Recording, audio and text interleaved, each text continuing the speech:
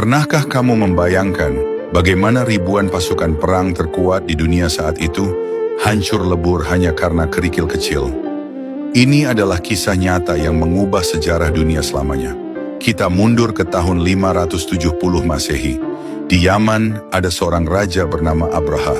Ia membangun gereja yang megah berlapis emas, berharap orang-orang Arab berpaling dari Ka'bah.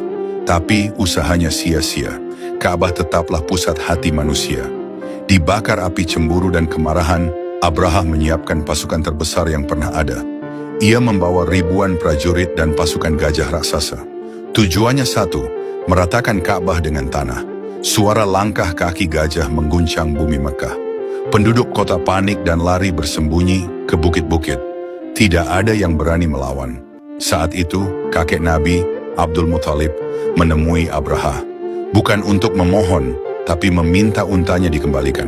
Ketika Abraha heran kenapa ia tidak membela Ka'bah, Abdul Muthalib berkata dengan tenang, "Aku adalah pemilik unta-unta ini, sedangkan rumah itu, Ka'bah, ada pemiliknya sendiri yang pasti akan melindunginya." Dan benar saja, saat pasukan gajah hendak menyerbu, keajaiban pertama terjadi. Gajah terbesar mereka, yang bernama Mahmud, tiba-tiba duduk. Ia menolak melangkah maju ke arah Ka'bah. Dipukul, dipaksa, ia tetap diam. Tapi anehnya, jika diarahkan ke Yaman, ia mau berdiri. Tiba-tiba langit Mekah berubah menjadi gelap gulita. Bukan karena mendung, melainkan datangnya ribuan burung ababil dari arah laut. Burung-burung itu membawa batu sijil, batu panas yang berasal dari neraka. Batu-batu itu dijatuhkan bagaikan hujan meteor. Al-Quran menggambarkan kejadian ini dalam surah Al-Fil. Faja'alahum ka'asfim ma'kul. Mereka hancur lebur, bagaikan daun yang dimakan ulat.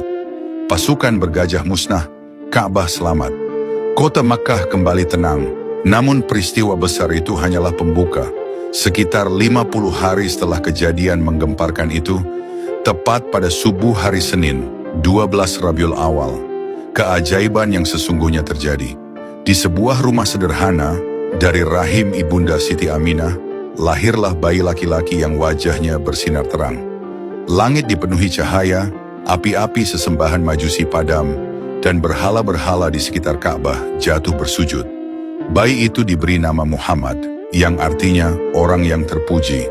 Tahun itu dikenal sebagai Tahun Gajah, tahun di mana Allah menunjukkan kekuasaannya, menghancurkan kesombongan, sekaligus menurunkan rahmat terbesar bagi semesta alam. Mari kita tutup kisah ini dengan mengirimkan rindu kepada beliau. Allahumma shalli ala Sayyidina Muhammad.